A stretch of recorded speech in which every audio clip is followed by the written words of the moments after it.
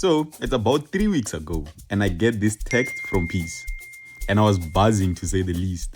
Let me take you through how I reviewed my dream car. So, as I did show you that Peace texted me, so we went to shoot it together. And this is us going there with his GTI, which actually sounds sublime.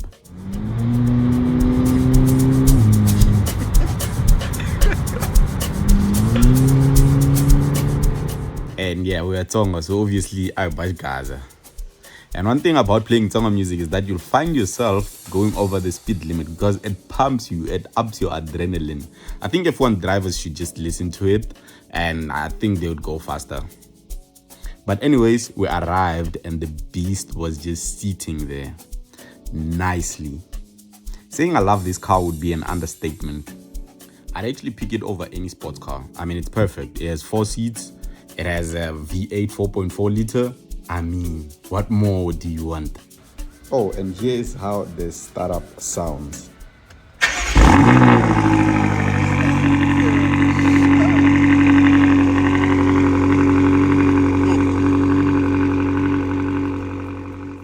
So here's a quick review about the exterior. We'll get to the interior as well. Out of the all cars that I'd like to own, it's this car, M5 CS, and the E39 M5. I remember once, there's this day, I mean, you guys probably gonna say I'm lying, but then my dad once asked me, what's the car that you would like to own when you grow up? I said an M5. It was the F90 or F10 M5 at that time, right? But it was before this one came out, and now we have this thing. I mean, I don't know, man. Make me choose any car in the world, I'll come up with this, man. Supercar killer. I mean, it's a 4-seater. You have everything in this car.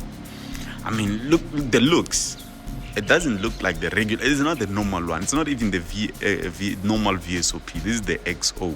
This is the last number, the last of the lasts. This paint actually, and they come in 2 paints. It's the green one and this one, with this gold. Well, they look like copper, but then it's gold accents on the grille, on the wheels as well. Flap. And these radiators, all of them are open. There's no fake anything here.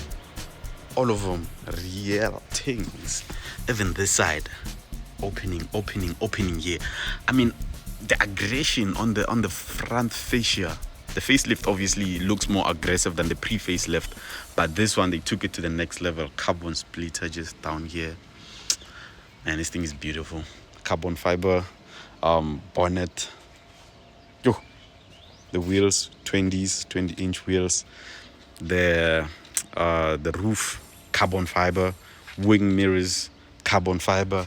M5CS just written here with this gold plating. Just yo, and the doors are actually light as well.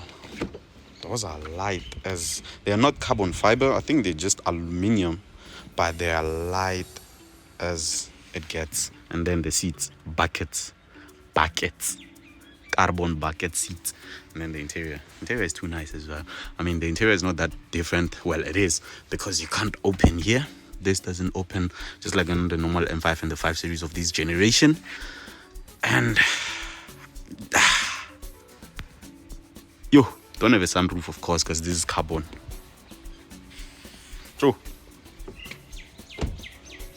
These are carbon ceramics, right? Yeah. Exactly, just heard carbon ceramic brakes. 20-inch. You see them with these cracks just here, that it's carbon ceramics. Then at the back, 4 pipes, splitter down there. Not a splitter, man, diffuser. I mean, this thing is nice. Now let's change the location and shoot some nice pictures of the BMW M5 CS.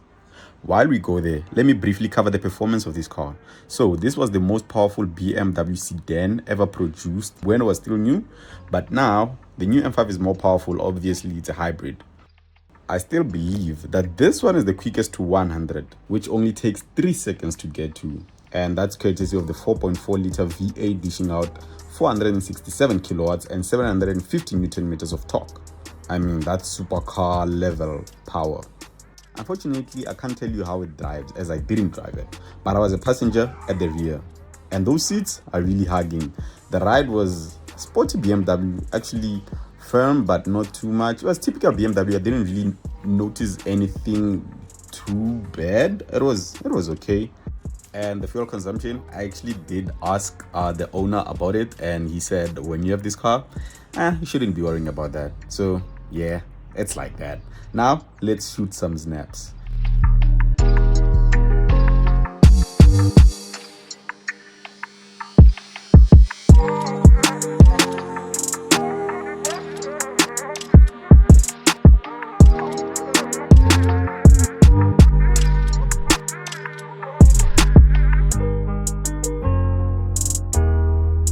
And if you want to check them out, you can do so on my Instagram and Twitter. It's both M2G reviews.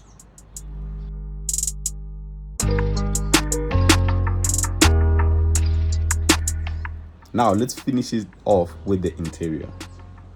Getting on the inside, look at these seats, man. Look at these. I'm not sure most car reviews or car journals actually complain about this grown thing. I'm not sure on how it is, but yeah. So basically, this is the standard M5 dashboard. The only difference is actually on the dashboard it's just about the same, but you have the M5CS badging here.